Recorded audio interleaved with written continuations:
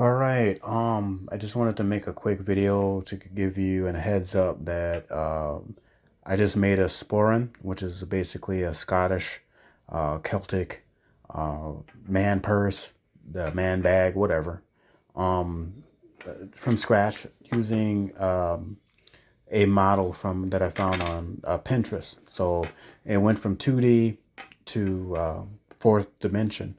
And this is actual antler that I had from a hunting expedition many years ago, and some leather that I had lying around.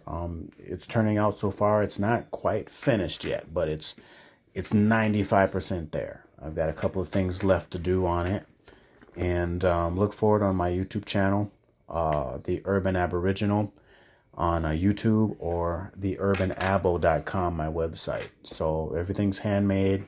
Only thing I didn't do is tan the leather itself. And I do have a sporran that I've made previously that I did tan out of buckskin, and the front part of it was made out of squirrel hide that I had tanned as well. I can't find that for some reason. I don't know where it absconded to, but yeah, hopefully I'll have pictures that I can dig up and show you that first version. But this is my almost finished project, and I hope to see you soon.